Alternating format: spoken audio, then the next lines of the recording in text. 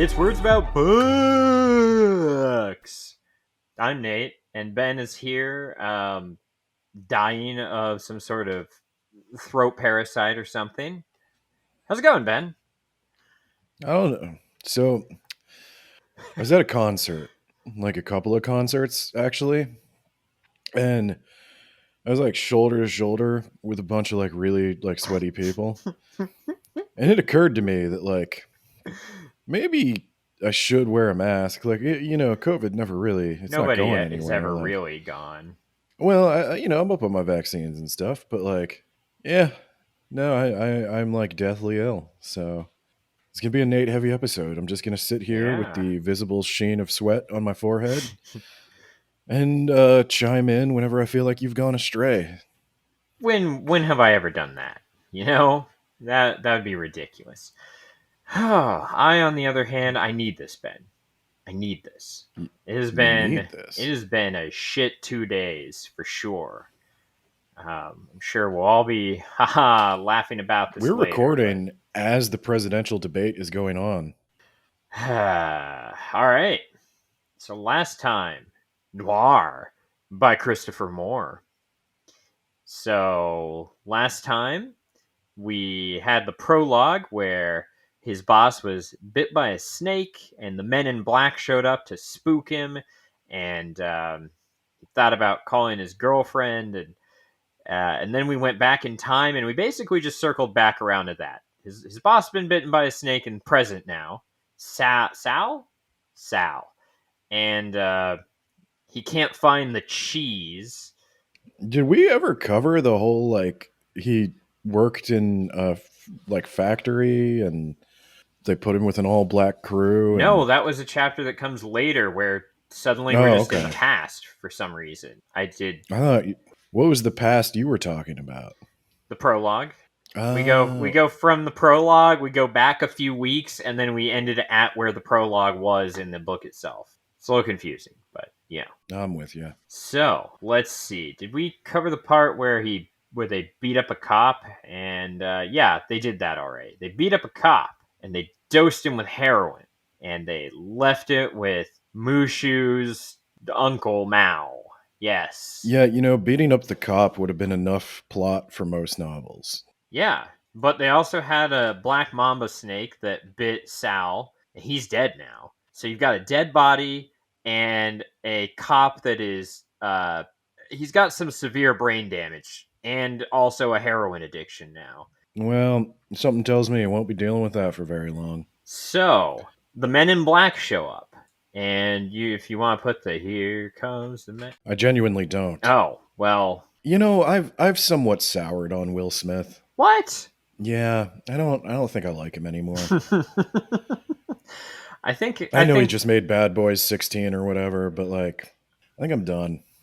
wow. Well, Ben, I haven't really liked him in a long time, so I was doing it before it was cool, as always. Getting jiggy with it. So, so the Men in Black, he manages to get them to leave, and they start following him everywhere. He notices them a lot, Ben, and they follow him to the Cheese's house, and also her waitress friend. I don't know. Did we mention that they were both recruited for the Bohemians? I think we did. We mentioned that they were recruited.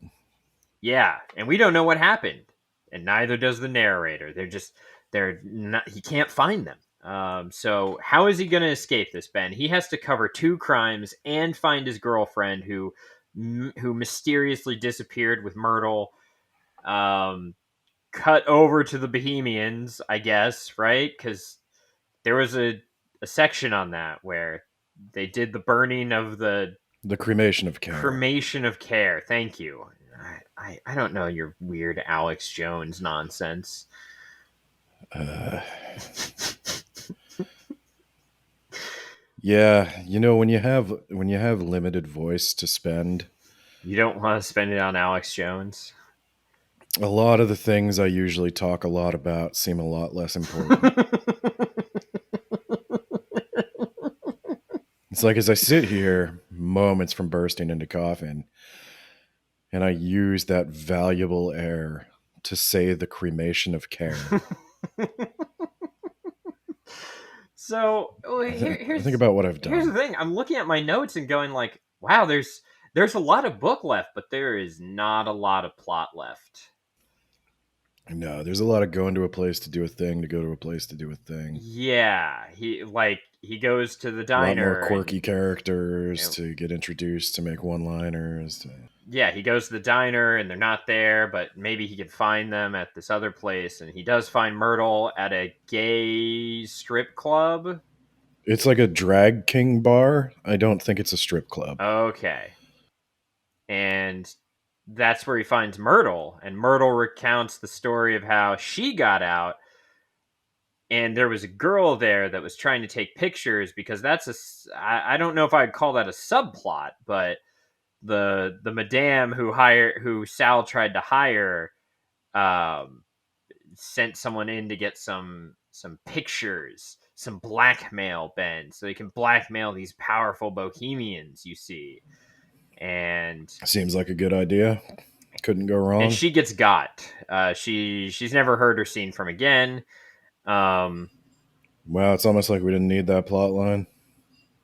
I think he gets the pictures somehow. Doesn't he threaten them with the pictures at the end?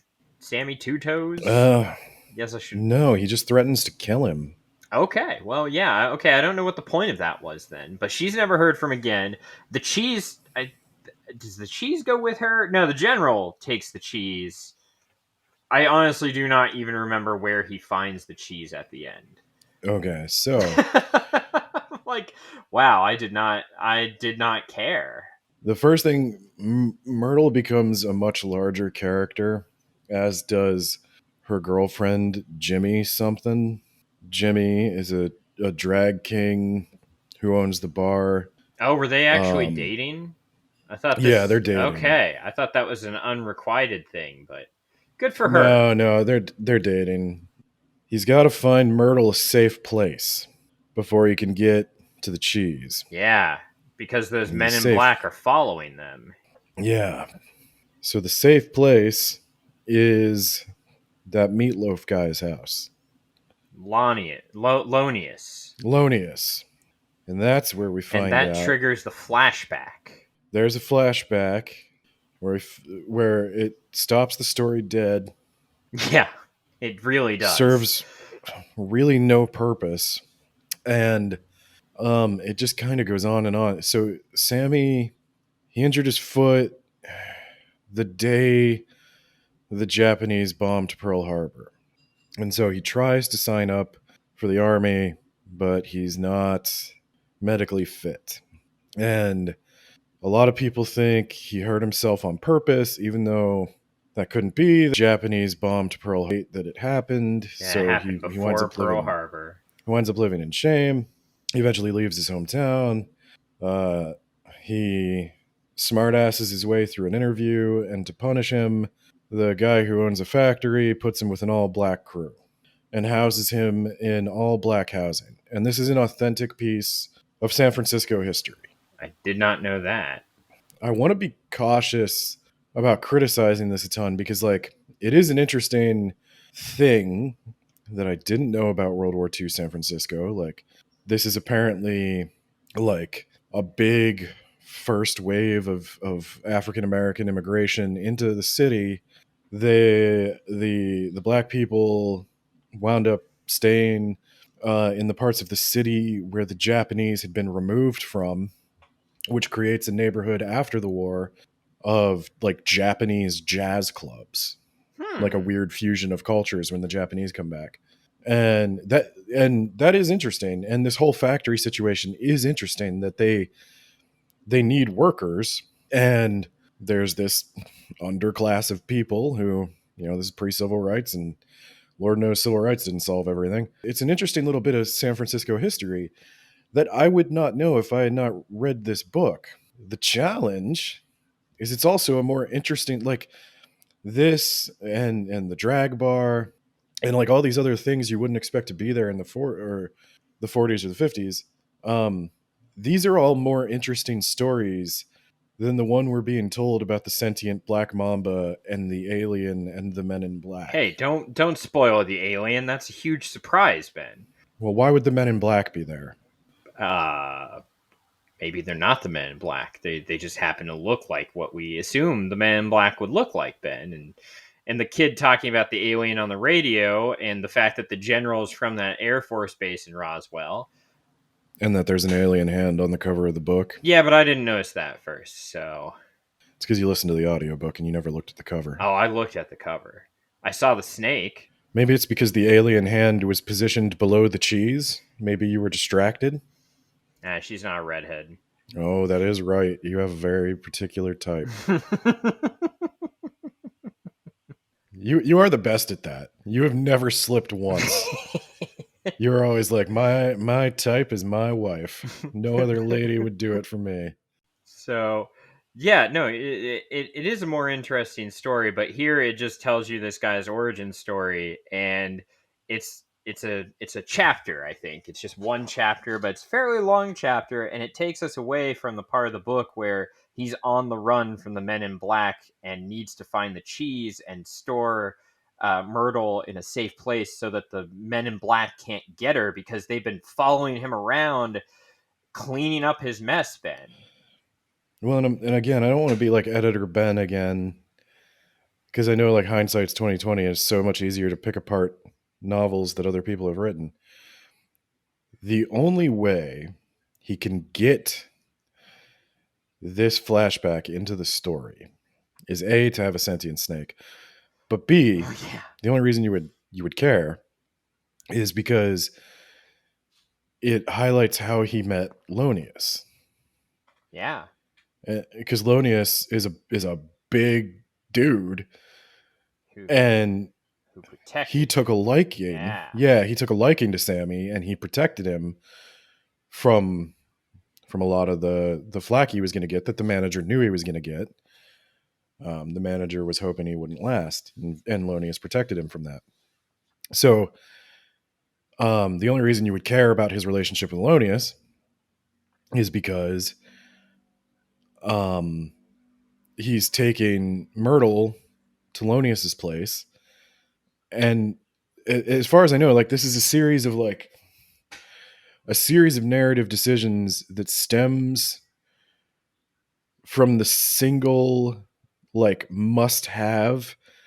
I must somehow work into this story this piece of San Francisco's history. I don't want to write a whole book about it, because frankly there are probably better books written about it, Yeah. but I gotta get it in there because it's cool. So I craft a whole subplot just to have this one flashback chapter that has no bearing on the plot. Yeah. And you're not wrong. But we are treated to a small payoff for our time in trouble, and that is Lonius's mother, more particularly she Lonius's also father. she also has a type. That type being humongous. If Yeah. a destroying, if you would. I had to bleep so much of us talking about this because I was listening back to it and I was like, these aren't words we usually bleep, but god damn, this is explicit. Yeah. Which is also kind of random. I mean, it's shocking. It is very random. She was never seen or heard from before this part in the book, and then she's here to talk about Lonius's dad's humongous and by extension Lonius's giant but modest compared to his father's. It's a more sustainable. I think that's the word I want to use. Yeah.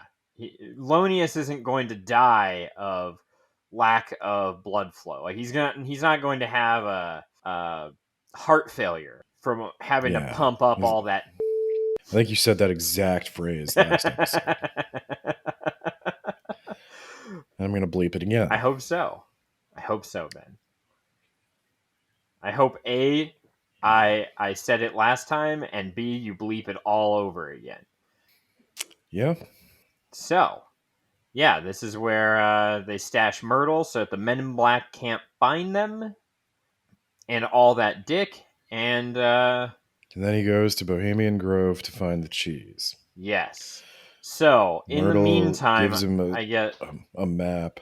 Oh, okay. I was gonna say this is where we're introduced to the sentient snake, and Mao sprays it with traps it with some mice that Sammy provides to him, and then hits it with a fire extinguisher, like not the extinguisher itself, the fluid. And now he's got a black mamba, and yada yada yada. The men in black are solving. They're gonna solve his problems. I guess we'll get to that in a moment because he goes to the Bohemian Grove. He he talked to what's her nuts, the person who the madame, because she helps him find her, right? And then she's like, "Hey, your money's never going to be good here if anything bad happens to a police officer over there who you got drugged, Pookie." And great. I was kind of wondering, like, why the men in black were just cleaning up after him and not killing him. The explanation Christopher Moore offers for that is that They don't even know. they don't know because it's a bureaucracy where nobody It's knows. so top secret. You couldn't possibly know. They don't know anything about each other. They don't know what they're doing. Um, it's so compartmentalized that it's a farce. And they don't have any sort of rules of engagement or anything like that because they're so new. They haven't made up any sort of playbook that they have to go by. So What do you think about the men in black? I think that man, this book would have been better without them, the alien or the sentient snake. Yeah, Just trying to hide the fact that your boss is dead, and or you had to brain a police officer, and like the consequences of those actions closing in around you, and ooh, how is he going to wisecrack his way out of this one? How is he going to escape? But the Men in Black just come in and they get rid of Sal's body. I guess he puts Sal's body on ice, and then I think what, they hacksaw it and get rid of it. yeah. And like, okay, problem solved. His boss is dead. Pookie escapes while he's up in the Bohemian Grove, and he finds the cheese and he rescues her. She doesn't even realize she's being held captive until he points out, like, well, did are you here to prevent her from leaving? They're like, yeah, we are. So, but he's got a gun, so he just threatens them, and while he's taking the cheese, Pookie escapes. And how are we going to resolve that? I mean, Pookie has the badge. You know, he's not a great person, but he can still fuck your life up. And oh, the Men in Black are here, and Pookie's rambling and acting crazy, and they shoot him dead repeatedly. Yeah, so this is my thing. Why Um do we keep him right. alive? I guess it's so that Yeah. Sammy isn't the one who killed him. He just caused him permanent brain damage and loaded him up with heroin, but it was the Men in Black who shot him. Well, like they almost have to shoot him because Well, yeah, because there's no other way to resolve. somebody being unceremoniously killed in an unexpected way could be kind of funny. Somebody, even the worst racist you know, going through opioid withdrawals, it's just not that funny. And so I was like, well, Pookie can't live because yeah, there's nothing funny about that. That's just an uncomfortable reminder of the consequences of Sammy's harebrained schemes. And like you also can't just turn him into like a dope fiend because then that makes fun of addiction. I think it would be much harder to write a book where he has to find some way out of the situation he's gotten himself into.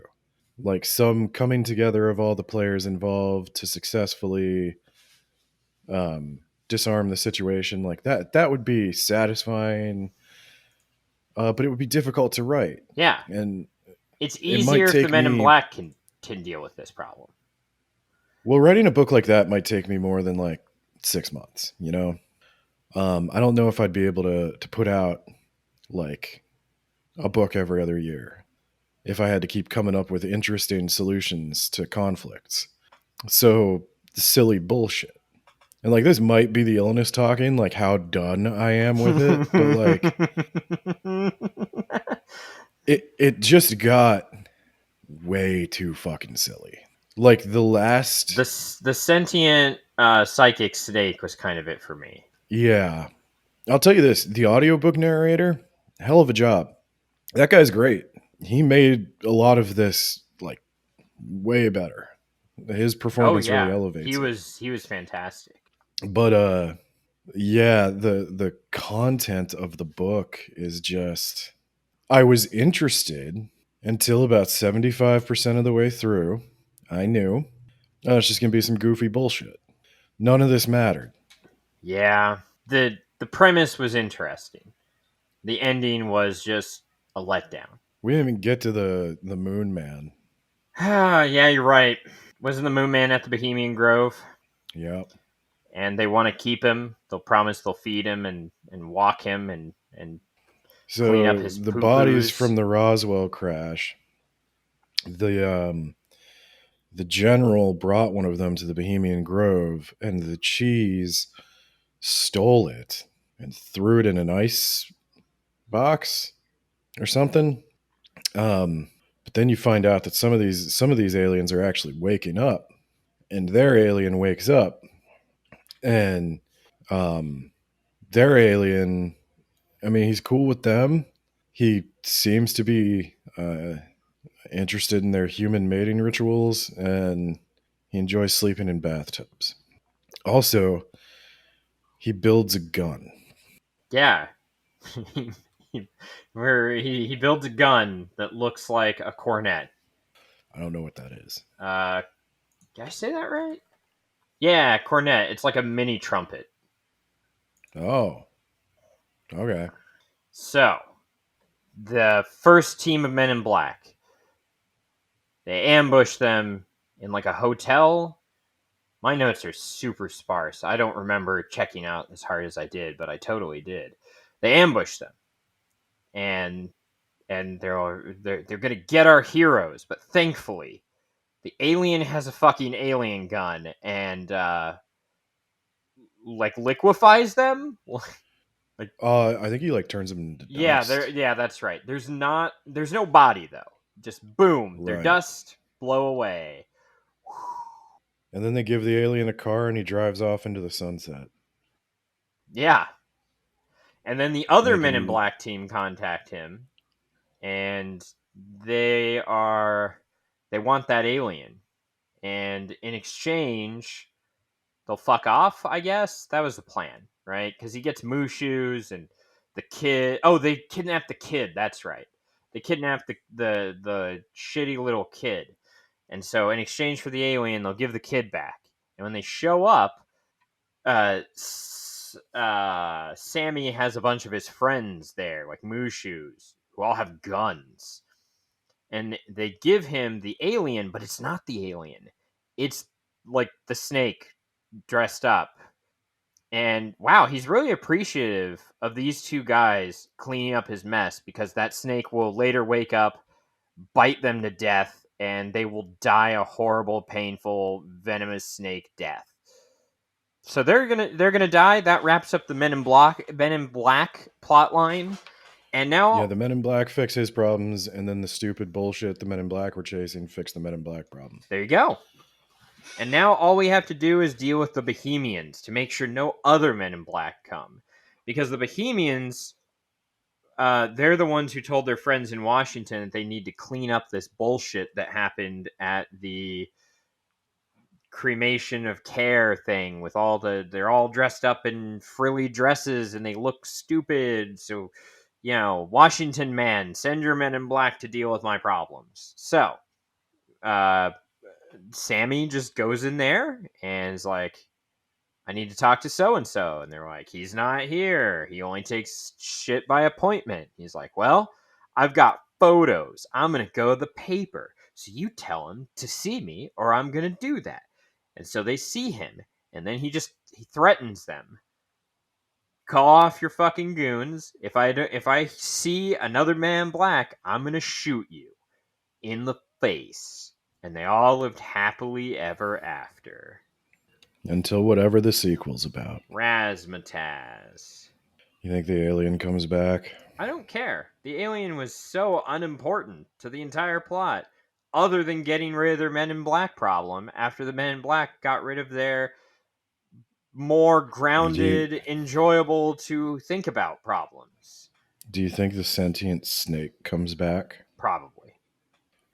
I don't know How why. does the sentient snake talk to us? Same way Christopher Moore does. The power of Of the literature. written word. I listened to part of the afterword before I said, "Holy shit, this is like an entire legitimate chapter. I'm not doing that." But he did say from the beginning who knew this book would be set in San Francisco. Yeah. Yeah, no shit. Oh, also Sammy gets a stake in Sal's bar, because Sal's wife is like, yeah, he's a piece of shit. He ran off He's a with piece some of shit, and floozies and then he I don't died. know how to. Oh, yeah, he dies. They fake his death. And she doesn't know how to run a bar, so she's just like, you want to keep doing what you're doing? I'll give you a stake in the bar. Done. And everything's coming up, Sammy. Rubric. Ru- About blog.wordsaboutbooks.com .ninja Ninja. you know. You know. If you know, you know. Okay? I'm not here to hold your hand. I'm not here to rubric for you, okay? I'm not your dad, but I could be if you subscribe to our Patreon. Anyway, content and ideas, Is Ben. that a new benefit you're gonna get? There, The yeah, the the I'll be your dad the tier. Nate is your daddy tier. I'll come to your baseball games and I'll tell you you did good, even if you don't. I'll call you champ. Content and ideas, Ben. 3. I'm actually going pretty low on Oh this my one. god. I'm going 2. Oh my god. No, I think it goes beyond. And again, you got me on a really bad day now. I When don't want to I'm be not here. sick, I'm in I physical pain doing this. yeah. Um, so 2, maybe somebody can do a study on bookmen who are ill practicing bookery or whatever we do. Bookery. Yeah, it's adverse outcomes for the books if I haven't eaten lunch before I do bookery. So there's clear ideas and plot points. They're not developed. I mean, I could see the argument for underdeveloped, and I don't want to be super negative because like I did have more fun with this book, and it's going to be scoring really high in other categories. But the core problem with this book is the plot and how many just fucking dead ends it takes. All the plots kind of just wrap each other up without the main character doing anything. And all the tension is just gone. Maybe that's what he was Yeah. going for. I'm still gonna stick with a 3. I would say underdeveloped. It starts out pretty interesting. It's just when it starts hitting the dead ends that you're like, oh, that's it? His boss is dead from a snake that he ordered, and it looks like he killed him. And nope, we're not going to do anything with that. Men in Black show up and take care of it. He beats a Yeah, no, cop it's a and it's a drugs him, and nope, Men in Black shoot him to death. Okay, you know how back when the Simpsons didn't suck, man, like the first 7 seasons, good times. like the first 5 minutes of a Simpsons episode had nothing to do with the rest of it, and it was hilarious. This is like a really good first 5 minutes of a Simpsons episode, and then it just never went anywhere. Organization.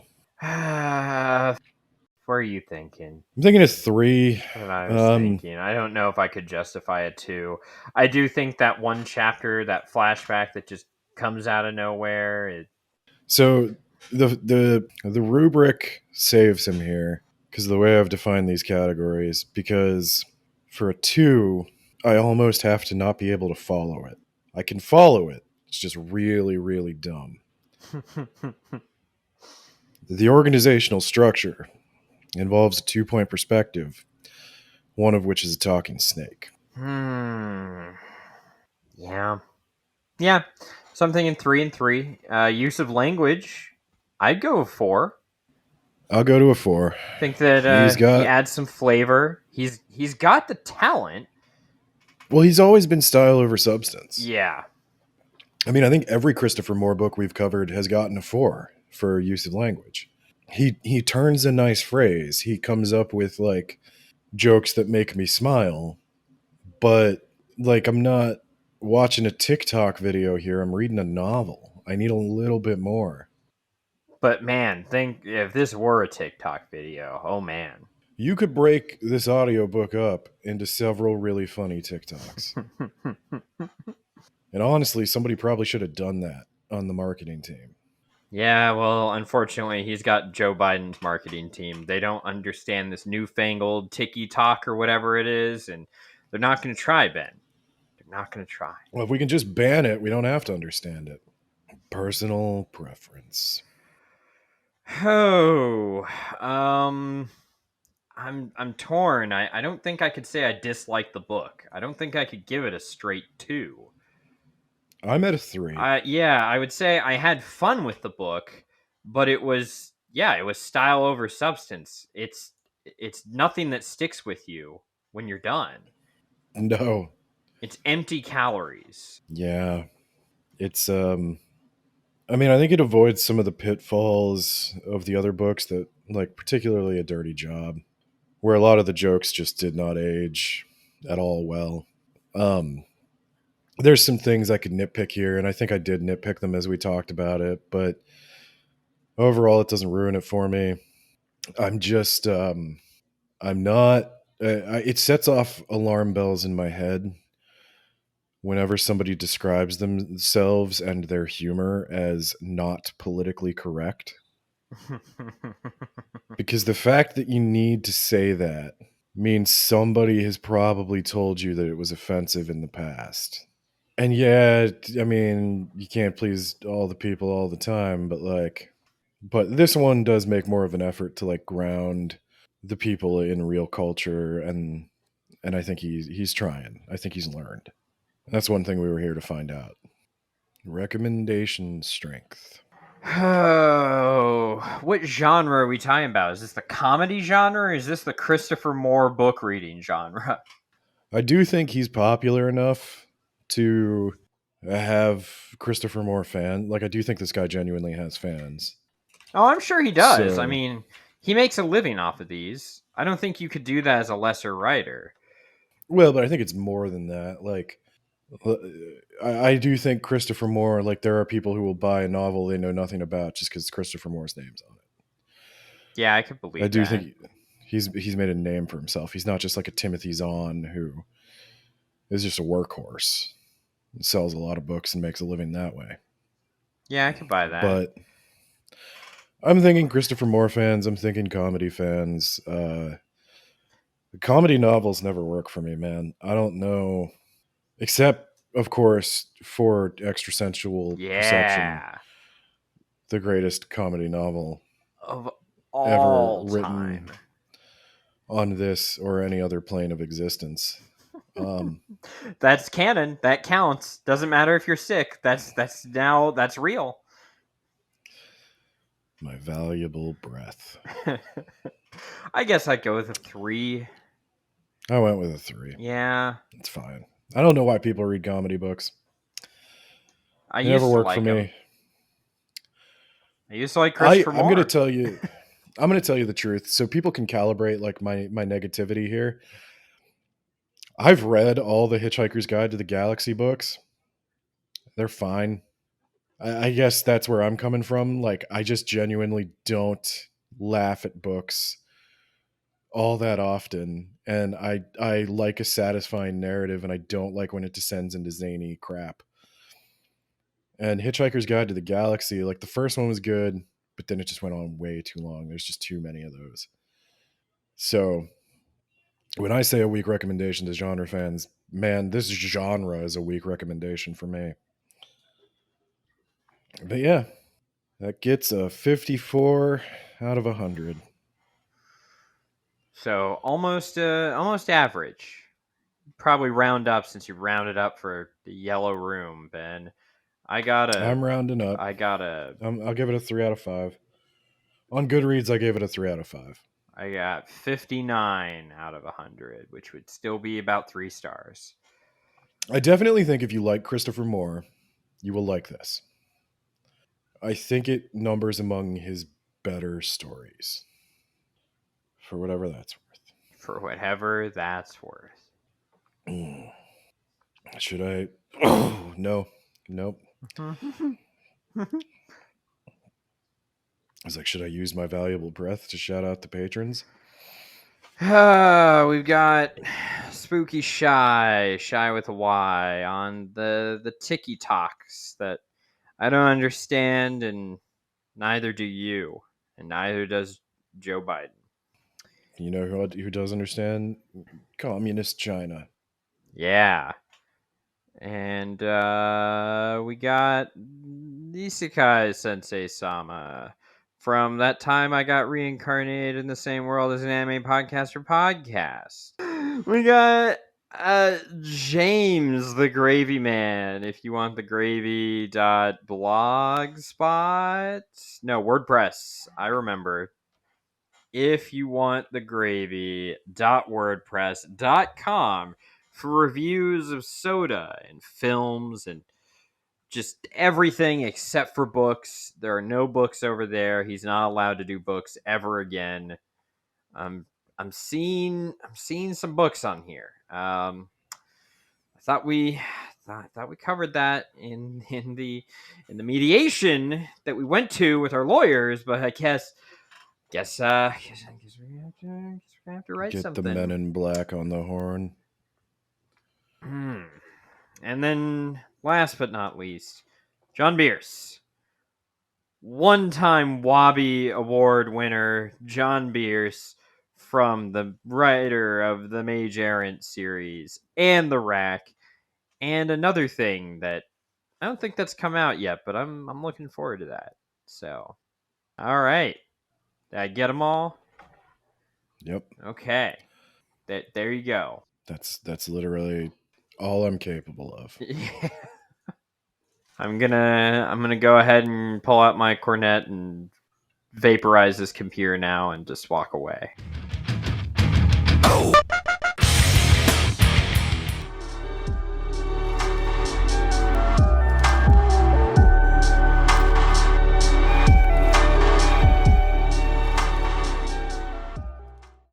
Like, wow, I did not care. Oh God. Yeah. That sounded just no fun. It's really not.